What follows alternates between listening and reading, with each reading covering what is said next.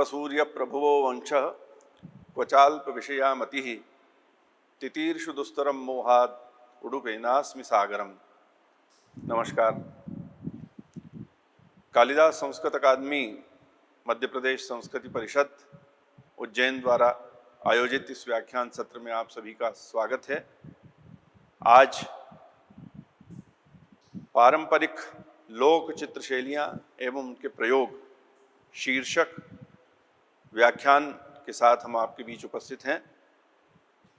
वरिष्ठ चित्रकार डॉक्टर महावीर वर्मा रतलाम, जो भारतीय पारंपरिक चित्र शैलियाँ हैं उनको केंद्रित करते हुए व्याख्यान देंगे और व्याख्यान की अध्यक्षता के लिए हमारे साथ उपस्थित हैं वरिष्ठ चित्रकार श्री मुकेश बिजोले उज्जैन।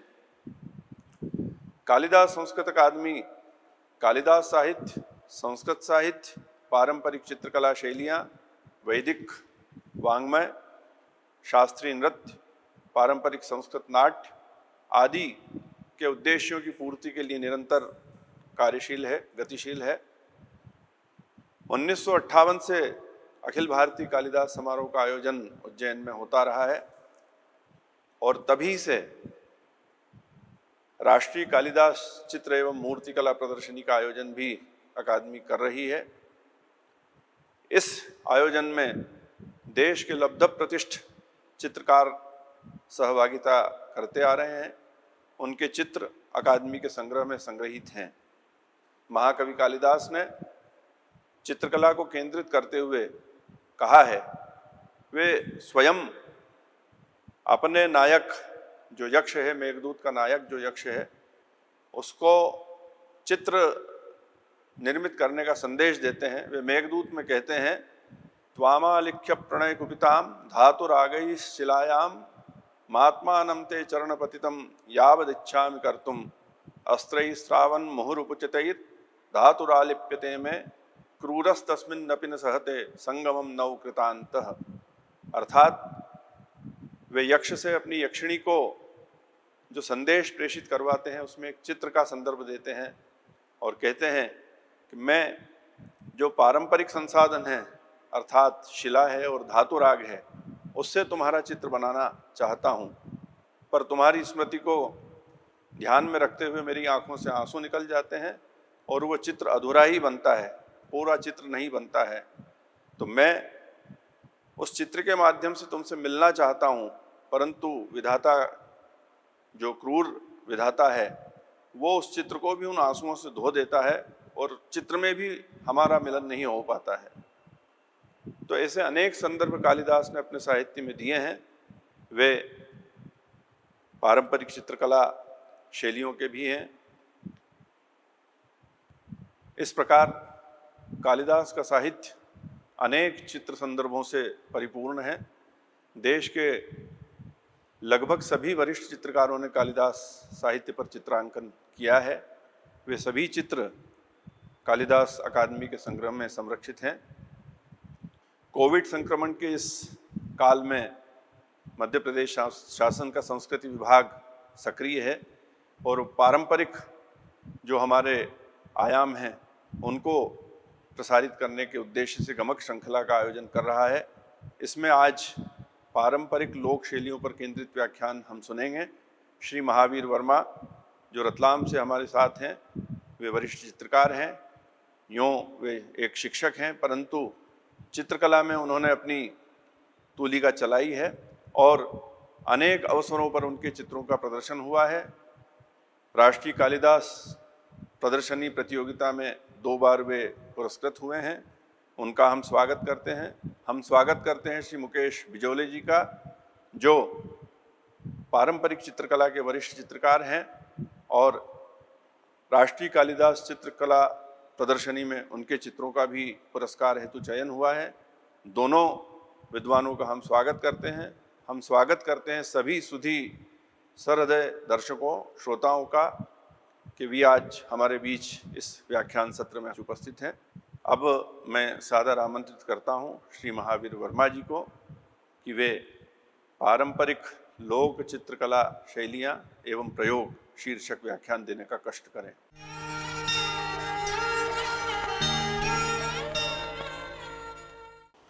सर्वप्रथम मैं कालिदास अकादमी उज्जैन का हार्दिक आभार व्यक्त करना चाहता हूं कि उन्होंने मुझे भारतीय पारंपरिक लोक शैलियों और प्रयोग विषय पर अपनी बात रखने का अवसर दिया। सर्वप्रथम हमें यह जानने की ज़रूरत होगी कि लोक शैलियों का विकास या लोक शैलियों की उत्पत्ति किस तरह से होती है। लगभग 3 लाख वर्ष ईसा पूर्व से हमें इसके संकेत मिलते हैं कि इस संसार में मानव का वजूद हुआ और 35,000 वर्ष पहले यदि हम जाके देखते हैं तो हमें इसके प्रमाण शैल चित्रों और उनके अवशेषों के रूप में मिलते हैं। ये जो संस्कृति थी, जब व्यक्ति बिल्कुल यायावर, घुमंतु और आखेटक जीवन बिता रहा था, एक शिकारी का जीवन बिता रहा था, और ये अपने शिकार के बाद में जो इसको समय मिलता था उस समय में ये अपनी भावों की अभिव्यक्ति उन कंदराओं और गुफाओं की दीवार पर चित्र बनाकर करता था। ये एक उसका ठेठ प्राकृतिक और पाश्विक स्वरूप था, जिसे हम कला इतिहास में आदिम कला के नाम से जानते हैं। अब इसके बाद में जैसे जैसे मानव विकास करता है, उसकी मानसिक स्थिति का विकास होता है, उसकी सामाजिक स्थितियों का विकास होता है, तो वो धीरे धीरे कुछ समूह के रूप में आकर रहना शुरू कर देता है। वो समूह धीरे धीरे कबीलों की शक्लें लेने लगते हैं और कबीले आगे जाके ग्रामों की शक्ल में हमारे सामने आते हैं। ये भी उस आदिम चित्रकार के समान ही अपने भावों की सहज अभिव्यक्ति करते थे, और जिन माध्यमों से वो अपने भावों की अभिव्यक्ति करते थे, वो चाहे लोकगीत हो, लोक संगीत हो या चित्र हो, इसको हम ग्राम्य संस्कृति के नाम से कला इतिहास में जानते हैं। और सीधे सीधे यदि मैं कहूँ तो ये वास्तव में लोक कला है। और इसके आगे का पड़ाव जब व्यक्ति के जहन में सामुदायिकता का भाव बोध होता है, सामुदायिकता से वो परिचित होता है, कोऑपरेशन जब उसके जीवन में आता है, एक दूसरे के ऊपर परस्पर निर्भरता आती है, तो ये सामुदायिकता, ये कोऑपरेशन एक नई संस्कृति को जन्म देता है। और ये संस्कृति विकसित समाज में शहरों के रूप में हमारे सामने आती है, और यहाँ पर व्यक्ति अपनी जीने के तरीके का, अपनी दिनचर्या का, अनुशासन का, हर चीज़ का शास्त्रीकरण कर देता है, हर चीज़ के सिद्धांत विकसित कर देता है। और ये सिद्धांतों का विकसित होना, उसकी लाइफस्टाइल का जो शास्त्रों के रूप में सामने आना, ये अब शास्त्रीय कलाओं की शक्ल में हमारे सामने आते हैं। सीधे सीधे यदि हम बात करें तो कलाओं का जो विकास है वो 3 घटकों के रूप में हमारे सामने आता है: आदिम चित्रकला, लोक कला और शास्त्रीय कला। अब यहाँ इस विकास के दौरान हम पाते हैं कि लोक कला परंपरा ऐसी परंपरा है जो आदिम और वर्तमान आधुनिक दोनों के बीच की कड़ी है। अब हमें यह समझने की ज़रूरत है कि लोक होता क्या है, लोक का मतलब क्या होता है। लोक का मतलब सीधा सीधा यदि हम बिल्कुल सरल शब्दों में समझने की कोशिश करें तो लोक आम आदमी, सामान्य जनमानस, सामान्य जनमानस को लोक कहते हैं। और उस सामान्य जनमानस में जो संस्कृति, जो कलाएं पनपती है, पलती है, पल्लवित होती है, उन्हें लोक कलाओं के नाम से जाना जाता है। जे स्वामीनाथन लोक कलाओं के संदर्भ में कहते हैं कि कोई भी कला मंगल भाव के बिना सार्थक नहीं होती है। मतलब जो सुंदर है उसमें मंगल भावना का होना आवश्यक है, और जहाँ मंगल भावना होती है वहीं लोक कलाओं की उत्पत्ति होती है। मतलब लोक कलाओं का सीधा सीधा संबंध मांगलिक अवसरों से भी रहा है।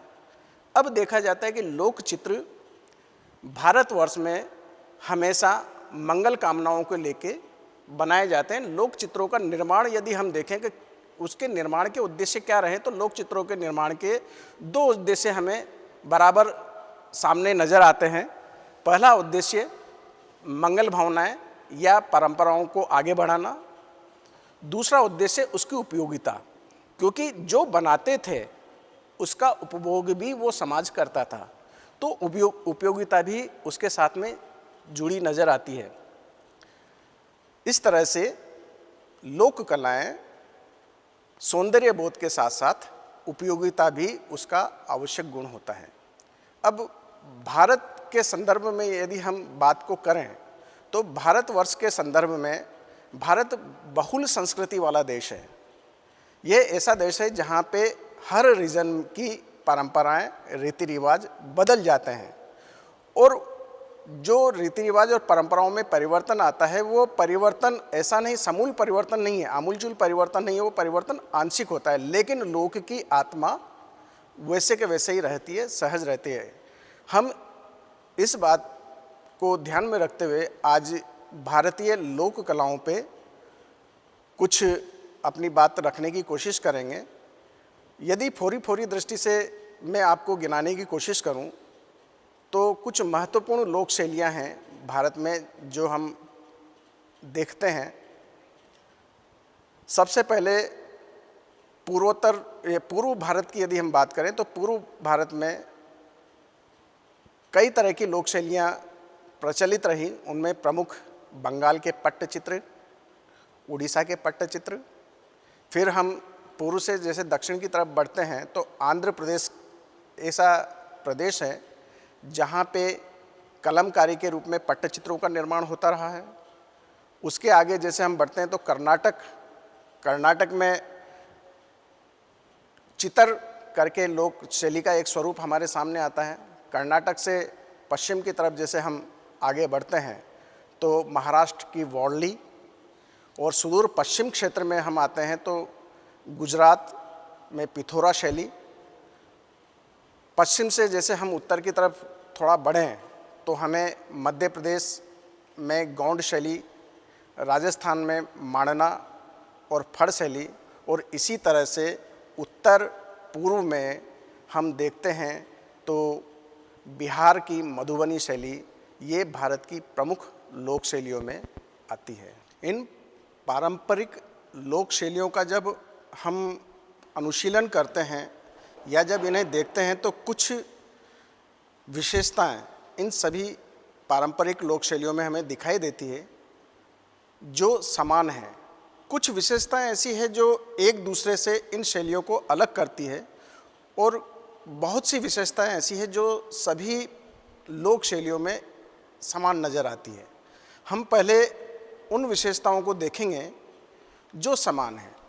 लोक चित्रों में सबसे पहली समानता यह है कि वो एकदम सहज होते हैं, सरल होते हैं, हृदयग्राही होते हैं, चूँकि इनका संबंध सीधा जनमानस से होता है, जनमानस की भावनाओं से होता है। इसलिए यहाँ पर किसी तरह की कोई क्लिष्टता नहीं होती है, एकदम सहज होते हैं ताकि ये दर्शक तक बहुत सुगमता से, आसानी से पहुँच सके। एकदम सरल अभिव्यक्ति होती है। दूसरा, लोक चित्रों का जो चित्रण किया जाता है वो एक उद्देश्य को लेकर किया जाता है। बिल्कुल साफ उद्देश्य नज़र आता है कि एक तो ये आवाम अपनी भावों की अभिव्यक्ति करती है, और भावों की अभिव्यक्ति कब करती है, वो ऐसे अवसर होते हैं जो मांगलिक होते हैं। मांगलिक अवसर होते हैं जैसे तीज है, त्यौहार है, कृषि संबंधी कोई इनके आयोजन हैं, विवाह पर्व आदि आयोजन हैं, तो ऐसे समय पे लोक चित्रों की अभिव्यक्ति होती है। लोक चित्रों में प्राय देखा जाता है कि इनमें पुनरावृत्ति का लक्षण दिखता है। चूँकि परंपरागत है, ये कहीं से विद्यालयीन शिक्षा में नहीं सीखे जाते हैं।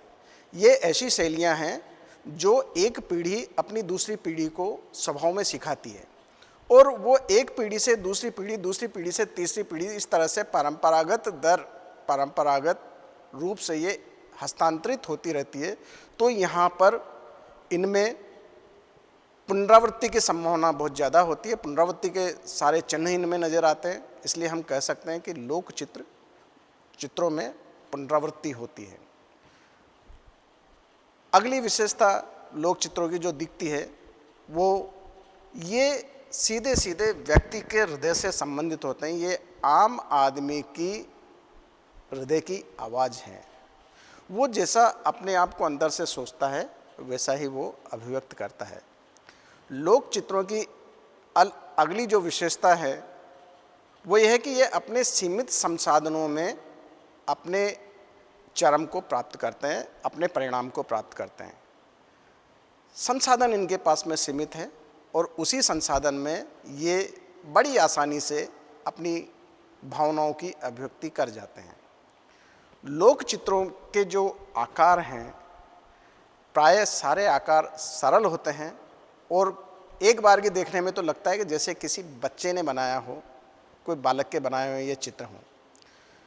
लोक चित्रों की रेखाएं ज्यामिति पे आधारित होती है, क्योंकि ज्यामितीय रूप ऐसे हैं जो सहज है, सरल है, बहुत आसानी से बनाए जाते हैं। इसलिए यहाँ पर शास्त्रीय कलाओं की तरह साधने की जरूरत नहीं पड़ती। आसानी से ज्यामितीय लय में लोक चित्रकार अपने आकारों को बना पाते हैं। लोक चित्रों का जो उद्देश्य है वो शास्त्रीय कलाओं से बिल्कुल अलग नज़र आता है। जिस तरह से शास्त्रीय कलाएं होती है उनका एक उद्देश्य होता है कि कला के लिए कला, जहाँ रचने का सुख है वो स्वांत सुखाय है, वो अपने लिए रचते हैं। लेकिन लोक चित्रों के साथ में ऐसा नहीं है। लोक चित्र समाज के लिए रचे जाते हैं। कहने का आशय यह है कि लोक चित्र लोक के द्वारा लोक के लिए रचे जाते हैं। अब हम आगे बढ़ें तो ये देखना होगा कि भारत में जो मैंने पहले आपको जिन लोक शैलियों के नाम गिनाए हैं उनका बारी बारी से हम थोड़ा सा अध्ययन करेंगे, उनको देखने की कोशिश करेंगे कि वो लोक चित्र होते हुए भी एक दूसरे से अलग कैसे हैं। सबसे पहले हम आते हैं बंगाल के पट्टचित्रों पे। बंगाल, पश्चिम बंगाल पूर्वी भारत का वो हिस्सा है जहाँ पर लोक चित्रण की बहुत शक्तिशाली परंपरा रही है। और सबसे खास बात यह है कि पूर्वी भारत में जितने भी चित्र बने हैं लोक संस्कृति, लोक परंपराओं में, वो सारे चित्र कपड़ों पे बने हैं। और शायद उसके पीछे एक कारण भी है, क्योंकि ये हिमालय का तराई क्षेत्र है, कुछ हिमालय का क्षेत्र है जहाँ पे वर्षा अधिक होती है, और ऐसी स्थिति में वो अपने चित्रों को ज़्यादा समय तक सुरक्षित रखें। इसके लिए ये ज़रूरी था कि वो चित्र कपड़े पर बनाए जाएं। पश्चिम बंगाल में जो लोक शैली थी चित्रों की वो आज हम कालीघाट के पट्टचित्रों के नाम से जानते हैं। बंगाल का बांकुरा, बीरभूम, वर्धमान और हुगली क्षेत्र पट्टचित्रों के निर्माण के लिए विख्यात हैं। जैसा कि नाम से ही विदित है कि पट यानी कपड़ा, वो चित्र जो कपड़े पे बनाए जाए। ये सूती कपड़े को चावल का मांड चढ़ाकर, गोंद और चावल के मांड का लेप करके उससे पट्ट तैयार करते थे, और उस पट्ट पर फिर खनिज रंगों के द्वारा चित्रकारी की जाती थी। और इस पे चित्र बनाने वाले जो कलाकार थे वो पटवा कहलाते थे। कालीघाट में जो पट्टचित्र बने हैं उनकी विषय वस्तु जैसा कि विदित है कि काली और दुर्गा से ही संबंधित रही है। जहाँ ये पट्टचित्र बनाए जाते थे वहाँ से वो चित्रकार अपने बाज़ार की तलाश में कालीघाट आया करते थे, और कालीघाट इनका बहुत बड़ा बाज़ार हुआ करता था जहाँ से ये अपने इन चित्रों को बेच पाते थे। कालीघाट के पट्टचित्रों की सबसे मुख्य विशेषता यह थी कि ये चित्र उपलब्ध सीमित संसाधनों से बनाए जाते थे, लेकिन इन चित्रों में एक खास बात यह देखी जाती है जो दूसरी लोक शैलियों से कालीघाट की शैली को अलग करते थे। वो विशेषता है यहाँ यूरोपीय शैली का प्रभाव। हिंदुस्तान की सभी लोक कलाएं सपाट नज़र आती है, द्विआयामी प्रभाव को लिए नज़र आती है, लेकिन कालीघाट की पट्टचित्र शैली ऐसी शैली है जिसपे कंपनी शैली का प्रभाव पड़ा और इसके जो चित्र हैं उनमें रेखांकन के साथ साथ ये चित्रकार छाया का अंकन भी करना शुरू कर दिए, जिससे इनमें एक गोलाई का आभास होने लगा। ये बंगाल के पट्टचित्र यहाँ की जनता के दैनंदिन के क्रियाकलापों का भी चित्रण यहाँ पे बहुत अच्छी तरह से हुआ है। ये बंगाल के पट्टचित्रों की विशेषता थी। जिस तरह से ये इन चित्रों के निर्माण में कलम, पेंसिल और ब्रश इत्यादि का भी इस्तेमाल करते थे। प्राय इन्होंने उपलब्ध जो आसानी से उनको हो पाया खनिज रंगों का प्रयोग किया है। खनिज रंगों को गोंद के साथ में मिलाकर चित्रण के काम में लिया जाता था। जिस तरह से पीले रंग के लिए इन्होंने पौरी या हरताल का प्रयोग किया, लाल रंग के लिए हेंगोल को इस्तेमाल किया, नीले रंग के लिए जो नील की खेती की जाती थी वहाँ से जो नील प्राप्त होती थी उसको इन्होंने नीले रंग के लिए इस्तेमाल किया, और काले रंग के लिए भस्म काली यानी काजल, दीपक की कालिख से जो काजल बनाया जाता था उसको काले रंग के रूप में ये इस्तेमाल करते थे। इसके आगे हम उड़ीसा की तरफ चलते हैं। उड़ीसा में भी पट्टचित्र बनाने की परंपरा रही है और उड़ीसा के पट्टचित्रों की परंपरा लगभग 400 साल पुरानी है। 17वीं शताब्दी से उड़ीसा के पट्टचित्र हम लोगों की जानकारी में आते हैं। उड़ीसा के पट्टचित्रों को प्राय महिलाओं द्वारा बनाया गया और ये पट्टचित्र जो बने हैं वो यहाँ के मंदिरों को सुसज्जित करने के काम में आते थे। इन पट्टचित्रों पे यहाँ के जो मंदिर हैं भुवनेश्वर और कोणार्क, उनके जो म्यूरल्स हैं उन म्यूरल्स का सीधा सीधा प्रभाव इनके पट्टचित्रों के आकारों में देखा जाता है। यहाँ भी उसी तरह से खनिज रंगों का प्रयोग हुआ है। जिस तरह से वेजिटेबल कलर्स और मिनरल्स कलर जो उपलब्ध थे उनका प्रयोग करके ये चित्रांकन किया करते थे। उड़ीसा के पट्टचित्रों के जो विषय वस्तु हुआ करती है जगन्नाथ की उपासना से संबंधित है। जैसे जगन्नाथ या जगन्नाथ, बलभद्र और सुभद्रा, या जयदेव की जो जयदेवकृत पुस्तक है जयदेव की गीत गोविंद पे आधारित इन्होंने काफ़ी चित्र बनाए। विवाह पर्व जैसे विषयों को लेकर चित्र बने। रामायण और महाभारत भी इनके चित्रों की विषय वस्तु रही। उड़ीसा के पट्टचित्र 4 तरीके से बनाए जाते थे, 4 आकारों में बनते थे। टिकली, ठिया, पाना और इसके अलावा पदक। कुछ चित्रों को तो ये ताबीज़ के रूप में भी पहने जाते थे। ताबीज़ के रूप में छोटे आकारों में बनते थे, जैसे टिकली और पदक ये छोटे आकारों में बनाए जाते थे जिनको आराम से ताबीज़ के रूप में धारित भी किया जाता था। यहाँ के कलाकार जो है बड़े श्रमसाध्य तकनीक से ये अपने रंगों को तैयार करते थे, जिसमें पाउडरिंग और फिल्टरिंग टेक्निक का ये इस्तेमाल करते थे। पाउडर बना के उसको पानी के साथ में गला के फिर उसको निथारा जाता था, फिल्टर किया जाता था। उसके बाद में जो कलर, जो रंग इनको प्राप्त होता था उसमें गोंद मिला के ये अपने चित्रांकन में इस्तेमाल करते थे। उड़ीसा के पट्टचित्रों की जो खास विशेषताएं दिखती है कि एक तो इनकी लाइन बोल्ड है, दूसरा सब चटकीले हैं। रंगों में जो चटकीलापन है वो देखते ही बनता है। प्राथमिक रंगों का यहाँ प्रयोग किया जाता है। फिर इन चटक रंगों के आकारों के अंदर ये लोग उंगलियों की बिंदियों या रेखाओं की उससे अलंकरण करते हैं, अंदर अलंकृत किया जाता है, जिससे इस फॉर्म को डेकोरेटिव किया जाता है। उड़ीसा के पट्ट चित्रों के जो आकारों का अनुपात है वो वैज्ञानिक पद्धति का अनुपात नहीं है, प्राय आकार देखने में छोटे लगते हैं। कई चित्र उड़ीसा के मैं गिना सकता हूँ या आपको बताऊँ तो, जिसमें राम लक्ष्मण और रावण का युद्ध है।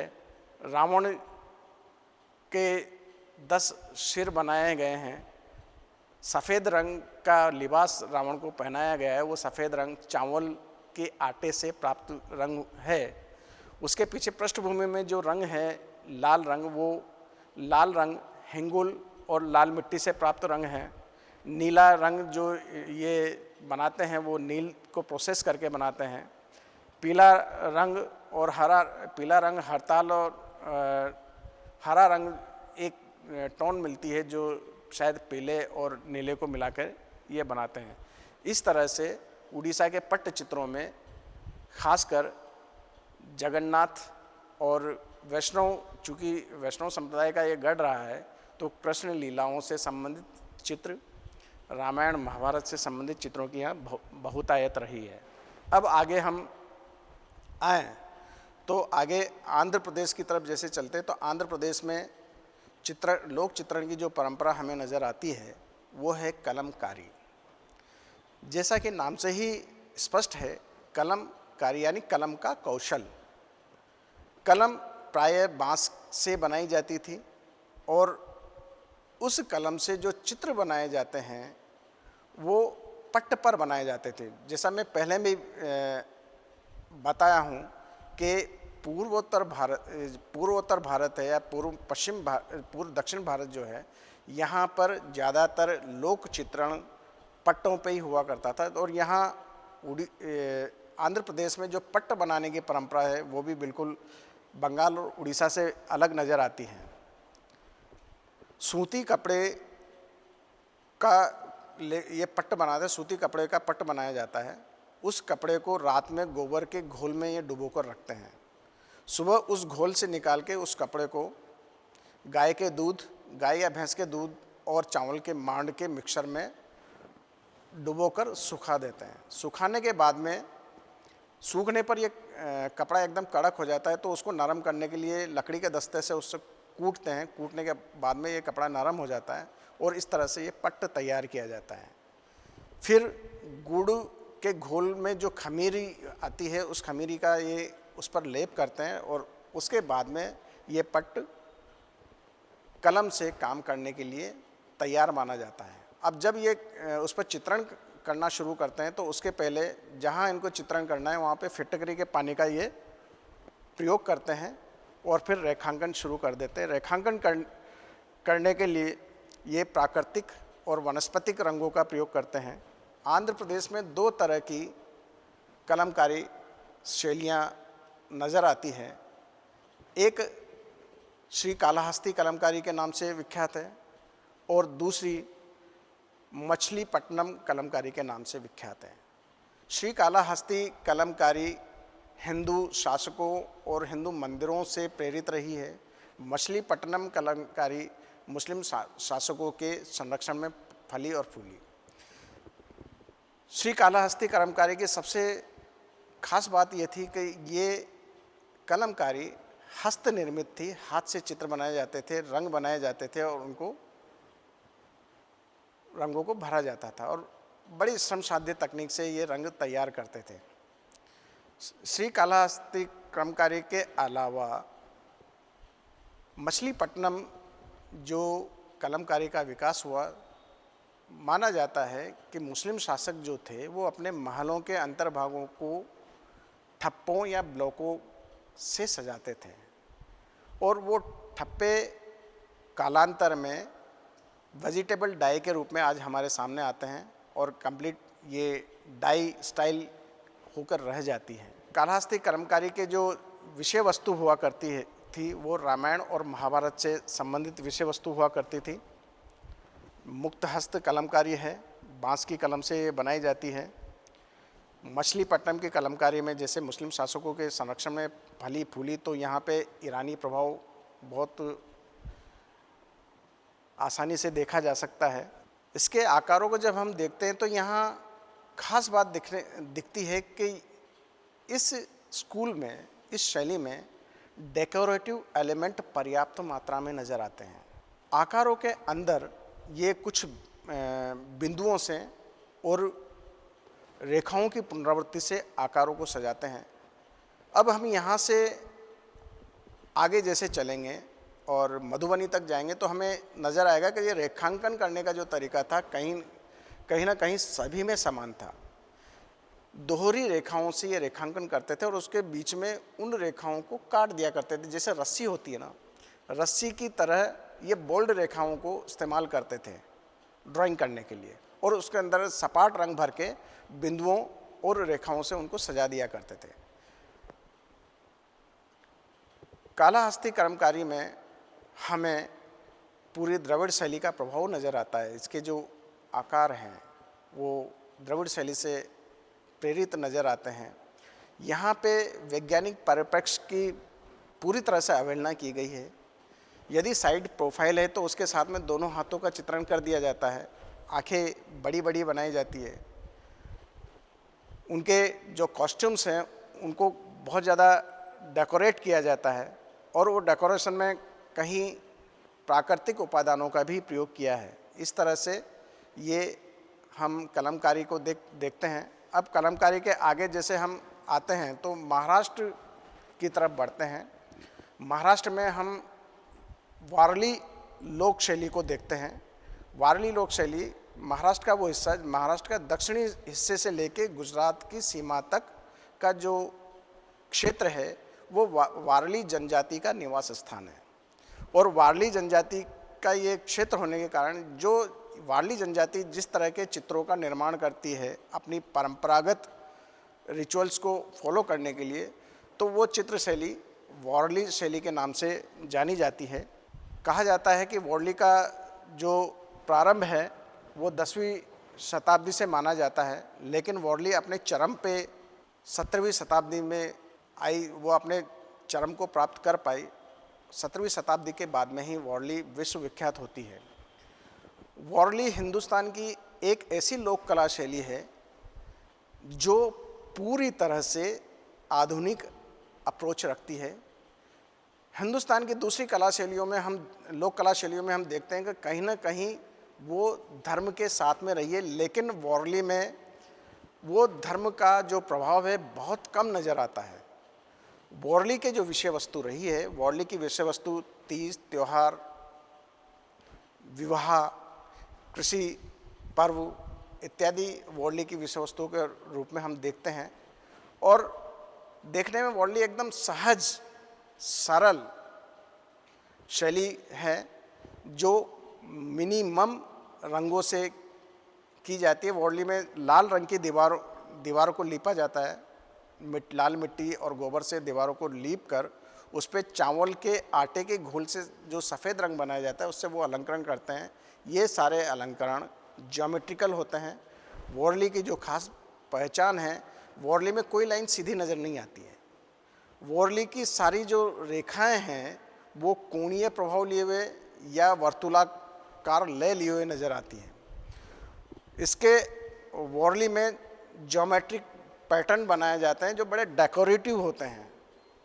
और यहाँ के विषय हम देखते हैं तो प्राय विषयों के रूप में देखते हैं, जैसे फसल बोते हुए, फसल काटते हुए, धान निकालते हुए, विवाह पर्व हुए, इस तरह के विषयों को वारली में लिया गया है। और इनको देखने से यह है कि ये लोक शैली ऐसी जो स्वतंत्र रूप से विकसित हुई है और सबसे ज़्यादा आधुनिक कला के नज़दीक यदि कोई कला शैली लोक चित्रकला में नज़र आती है तो वो वारली नज़र आती है। आगे देखते हैं तो कर्नाटक और चूँकि मैं वारली इसलिए पहले बता रहा हूँ, वारली पे पहले बात इसलिए की है क्योंकि कर्नाटक में जो लोक शैली वजूद में है उसको चितर बोलते हैं, चितर लोक शैली। और चितर लोक शैली और वारली में काफ़ी कुछ समानता है। जिस तरह से वारली लोक शैली लाल मिट्टी के धरातल पर सफ़ेद रंग से बनाए गए सज्जात्मक मोटिव्स हैं, उसी तरह से चितर भी लाल रंग के धरातल पर चावल के पाउडर, चावल का जो आटा है उसके घोल से जो सफ़ेद रंग बनाया जाता है, उससे बनाए जाने वाले चित्र हैं। अब चितर जो हैं ये प्राय कर्नाटक के शिमोग जिले से संबंधित हैं और यहाँ पर दिवरू जनजाति है और दिवरू जनजाति की महिलाओं द्वारा ये चित्र बनाए जाते हैं। चित्र प्राय दीवारों, मिट्टी से लिपी हुई दीवारों पे तो बनाए जाते ही हैं, लेकिन चित्र के बारे में एक मान्यता यह भी है कि जब फसलों की कटाई होती है तो खलिहानों में टोकरियों का एक अंबार नज़र आता है और वो टोकरियाँ मिट्टी और गोबर से पुती हुई होती है और जिन पर बिल्कुल वारली जैसे पैटर्न बनाए जाते हैं। ये चित्रण है और इसी से हमें ये पता चलता है कि चित्र जो है वो केवल चित्र ही नहीं बल्कि चित्रों का एक उत्सव है।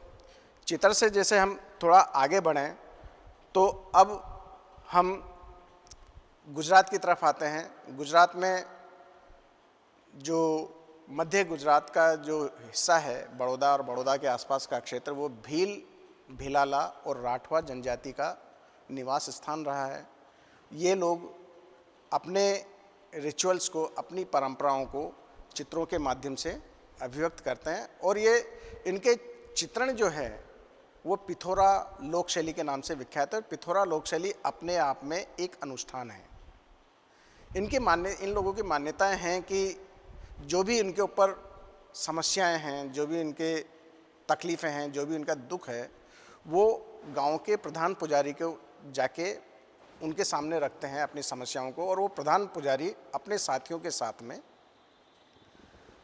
लोक देवताओं का स्तुति गान करता है और उन लोक देवताओं के स्तुति गान के साथ में जो चित्र बनाने वाला कलाकार होता है, जिसे ये लखाड़ा बोलते हैं, वो लखाड़ा उन लोक गीतों के अनुसार उन दीवारों पर उन लोक पात्रों के चित्र बनाता है। और उन चित्रों में खास करके पिथोरा बाबा का जैसे ये अंकन करते हैं तो ये समझा जाता है कि पिथोरा बाबा की चित्रों में उपस्थिति सभी समस्याओं का समाधान है। इनके जो चित्र हैं वो गोबर और मिट्टी से लिपी हुई दीवार पे, सफ़ेद दीवार पे ये चित्र बनाते हैं। बड़े सहज और सरल चित्र हैं। आकार देखने पे बिल्कुल ऐसे लगते हैं जैसे कोई बच्चे ने बनाए हुए चित्र हैं। यहाँ इन चित्रों की सबसे खास बात है कि ये चित्र अपने प्राथमिक रंगतों में, चटक रंगों में बनते हैं, बिल्कुल सहज और सरल होते हैं। इन चित्रों को ये अंदर बिंदियों से अलंकृत करते हैं। उंगलियों की बिंदियों को लगा के इन चित्रों को अलंकृत किया जाता है। और इन चित्रों की सबसे खास बात यह है कि ये चूँकि ये ट्राइब जो है वो प्रकृति के ज़्यादा नज़दीक है, तो इनके चित्रों में प्राकृतिक अवयवों को उपस्थिति ज़्यादा नज़र आती है।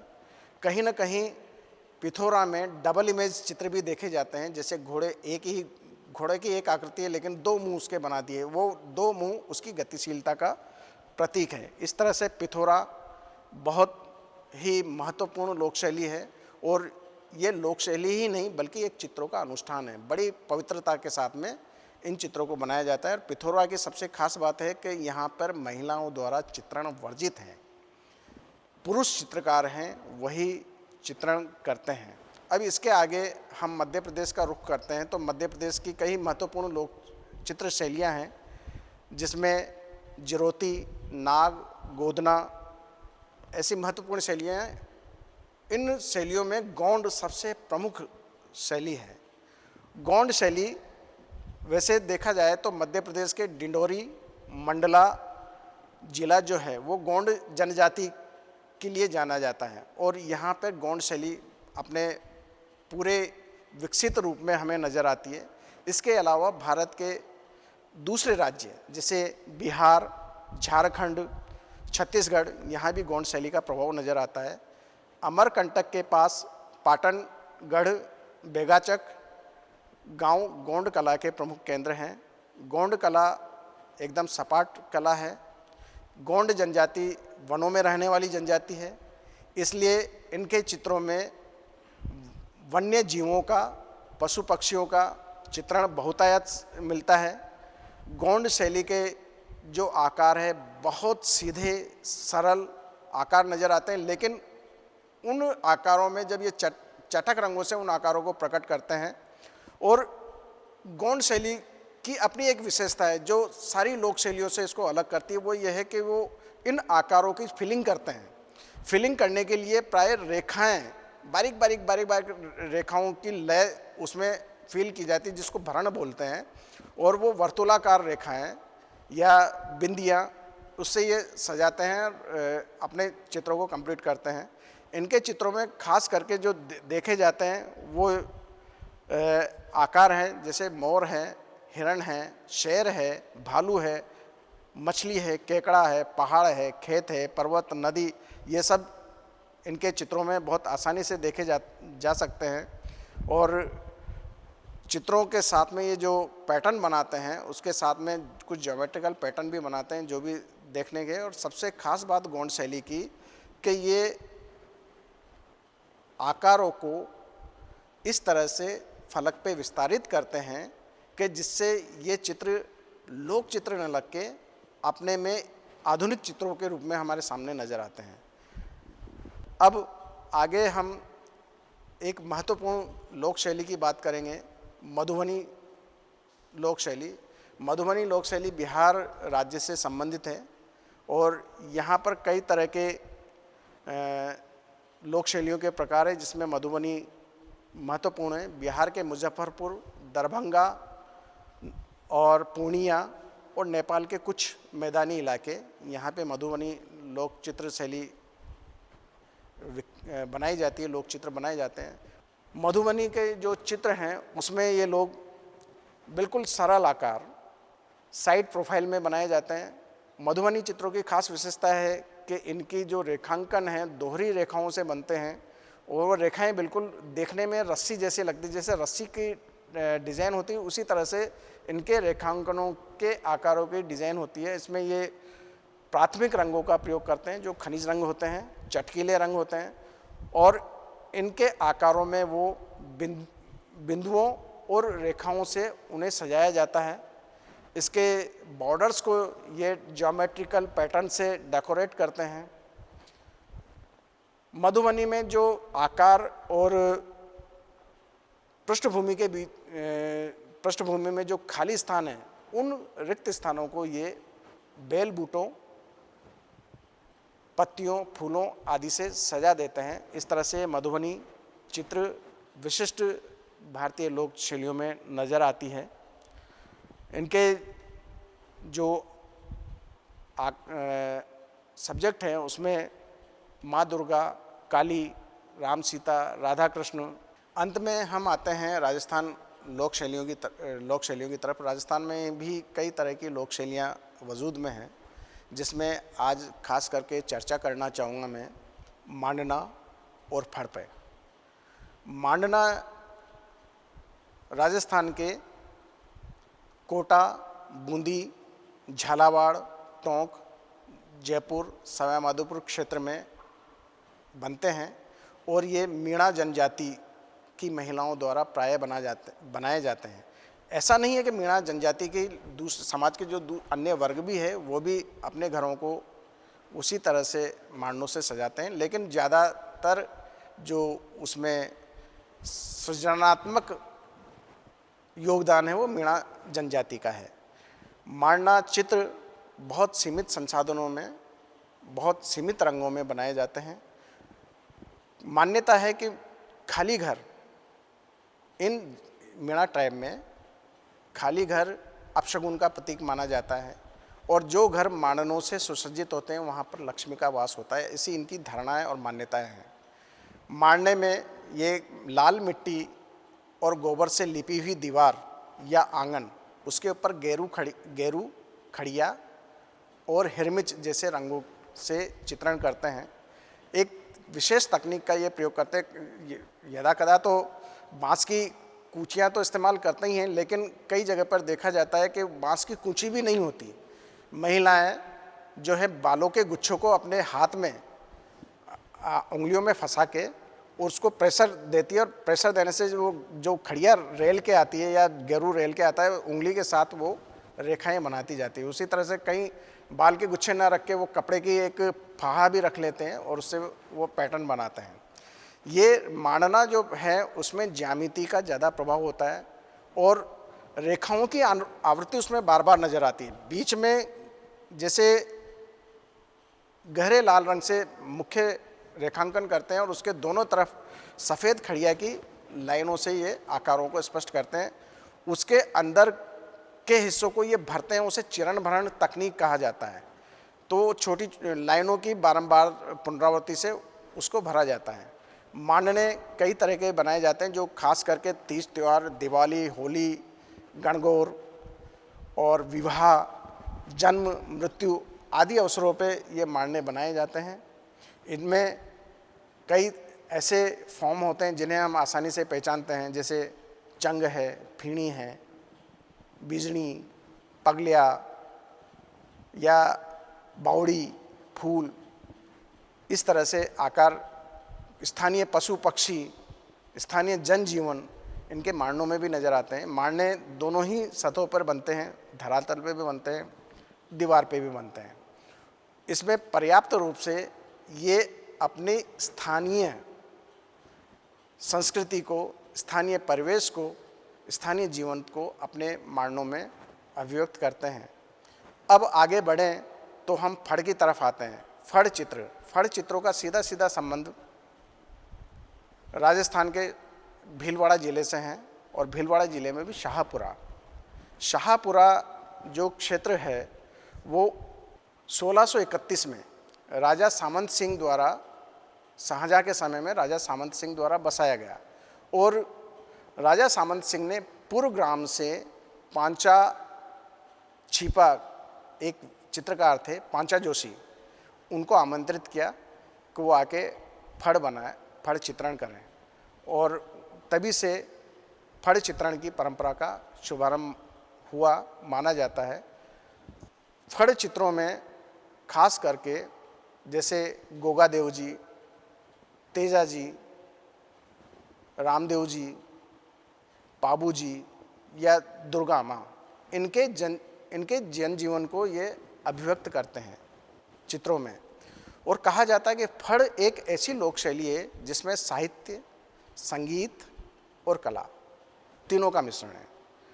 फड़ चित्र बनाने वाले अलग और फड़ों का प्रेजेंटेशन करने वाले वो कम्युनिटी अलग, जो फड़ों को लेकर लोगों के बीच में जाती है वो कम्युनिटी है भोपा। पति पत्नी दोनों मिलके वो गांव में, देहातों में जाते हैं और गा के उन लोक देवताओं की जीवनी को गा के लोगों को बताते हैं उन चित्रों के माध्यम से। तो कहते हैं कि वो जो उनकी लोक देवताओं का जो कहानियां हैं या जो उनकी जीवन है, उनकी शौर्य गाथाएं, वो लोगों तक पहुंचाई जाती है चित्रों के माध्यम से, संगीत के द्वारा। तो यहाँ साहित्य, संगीत और कला तीनों ही एक साथ नज़र आती है। फड़ चित्रों का जो कंपोजिशन है वो बड़ा सहज है। इसमें केंद्रीकृत कंपोजिशन का ये इस्तेमाल करते हैं, सेंट्रलाइज्ड कंपोजिशन, जिसमें मुख्य जो देवता है वो अपने वाहन या अपने सवारी के साथ में बीच में कंपोज किया जाता है और उसके साथ में दूसरे देवताओं को आसपास बना दिया जाता है। फड़ में महिला आकृतियाँ हरे या नीले रंग से बनाई जाती है, पुरुष आकृतियाँ लाल रंग से बनाई जाती है, जो राक्षस और दुराचारी आकृतियाँ हैं, आत्मा हैं, उनको काले रंग से बनाया जाता है, और सात्विक आकृतियाँ हैं वो बनाई जाती है नीले और सफ़ेद रंग से। इस तरह से फड़ चित्रों की परंपरा राजस्थान में बहुत विशाल और बहुत बड़ी है। लोक चित्रों की सबसे खास बात ये लोगों तक बहुत आसानी से पहुंचते हैं। जिस तरह से शास्त्रीय चित्रों में एक अवरोध आता है, वहाँ लोक चित्रों में चित्रकार और दर्शकों के बीच की सारी जो बाधाएं हैं वो ख़त्म हो जाती है, नज़र नहीं आती है। ये सर्वजन में व्याप्त हैं, सर्वजन के लिए हैं, बहुत आसानी से समझे जाने वाले हैं। लोक चित्र मांगलिक हैं, लोक चित्र परंपराओं का निर्वहन करते हैं और लोक चित्र आम आदमी की आत्मा की अभिव्यक्ति है। ये लोक चित्र और इन्हीं लोक चित्रों को लेकर आज जब हम देखते हैं, इनको प्रयोग कर रहे हैं कई चित्रकार अपनी कला, अपनी व्यक्तिगत शैलियों में। सबसे बड़ी बात और महत्वपूर्ण बात, आज हम विश्व में आधुनिक कला का जो आइकॉन मानते हैं पिकासो भी निग्रो मुखौटों के प्रभाव से घनवाद को वजूद में लाते हैं और विश्वविख्यात हो जाते हैं। ये सारी बात रखने का मुझे अवसर दिया कालिदास संस्कृत अकादमी ने। कालिदास संस्कृत अकादमी के निदेशक डॉक्टर संतोष पंड्या, उपनिदेशक सुश्री डॉक्टर योगेश्वरी फिरोजिया और मेरे मित्र डॉक्टर संदीप नागर, मैं आपका हृदय से आभार व्यक्त करता हूं कि आपने मुझे मौका दिया अपनी बात रखने का और आप लोगों तक पहुंचने का। आप लोगों ने बड़े संयम से मेरी बात सुनी, मैं इसके लिए हृदय से आभारी हूँ। चित्रकला में पारंपरिक लोक शैलियाँ एवं प्रयोग शीर्षक व्याख्यान अभी हमने सुना। हम धन्यवाद ज्ञापित करते हैं श्री महावीर वर्मा जी के प्रति कि उन्होंने जो भारत भर में फैली हुई पारंपरिक लोक चित्रकला की शैलियाँ हैं उन पर प्रकाश डाला और अपना व्याख्यान दिया। बहुत बहुत धन्यवाद। अब मैं सादर आमंत्रित करता हूँ श्री मुकेश बिजोले जी को कि वे इस व्याख्यान सत्र की अध्यक्षता का उद्बोधन प्रदान करें। नमस्कार। देश के जाने माने चित्रकार महावीर वर्मा जी ने चित्रकला में भारतीय पारंपरिक और लोक शैलियों के बारे में और उनके प्रयोग के बारे में विस्तार से बताया। जैसे कि महावीर वर्मा जी स्वयं देश के बड़े चित्रकार हैं, भारतीय लोक शैलियों के बारे में उनका गहन अध्ययन है और वे स्वयं आधुनिक लोक चित्रकला के और बड़े कंटेम्प्ररी आर्ट में वर्तमान में काम करने वाले चित्रकार भी हैं। जैसे कि राजस्थान की फड़ शैली के बारे में बहुत बारीक और वहाँ के लोक कथाओं के बारे में विस्तार से बता रहे हैं। इसका मतलब यह है कि भारतीय तमाम राज्यों की लोक शैलियों की मूल आत्मा रंग और लोक कथाओं में बसी हुई है। किसी भी राष्ट्र की पहचान वहाँ की कला और संस्कृति से ही बनती है। लगभग कई हजार वर्ष पहले लोक कला का इजाद हो चुका था, यानी कि लोक कला अपने अस्तित्व में आ चुकी थी जब भाषा का विकास नहीं हुआ था। जैसे कि हम भीमबेटका में शैल चित्रों के माध्यम से बहुत गहराई से समझ सकते हैं। महाकवि कालिदास राजा विक्रमादित्य के 9 रत्नों में से एक थे। मेघदूत में वर्णित है कि यक्ष द्वारा चित्र बनाए गए हैं। अभिज्ञान शकुंतलम नाटक में हर श्लोक अपने आप में एक दृश्य बनाता है। दृश्य बनाना यानी कि थिएटर की परंपरा में एक अप्रोच के साथ एक दृश्य बनता है। श्लोक अपने आप में एक पूर्ण चित्र बनाने में सक्षम है। महाकवि कालिदास के सभी ग्रंथों में रचित श्लोक अपने आप में संपूर्ण दृश्य बनाने में सक्षम होते हैं और इसी को आधार मानते हुए देश के प्रसिद्ध चित्रकारों ने उनके श्लोक पर आधारित चित्रों की रचना की है और इस तरह महाकवि कालिदास के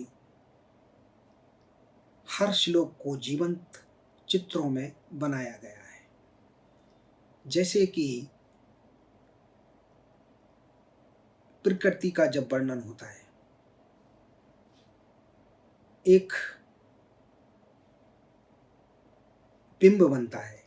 जब कवि कालिदास मेघदूत में कहते हैं कि आप, हे मेघ, मेरी बात को मेरी प्रियतमा के पास पहुंचाने के लिए मेरा संदेश लेके जाएं, और याद रखना कि रास्ते में जब बरस जाए और आप क्षीण हो जाएं, तो फिर किसी नदी का जल पीकर अपने आप को स्वस्थ करते हुए मेरा संदेश पहुंचा देना। फिर एक और अति मार्मिक दृश्य बनता है कि वो हंस से बोलते हैं कि हे हंस, मेरी बात मेरी प्रियतमा तक पहुंचाने के लिए आप मेरा संदेश दूर देश तक पहुंचाने में मेरी मदद करें।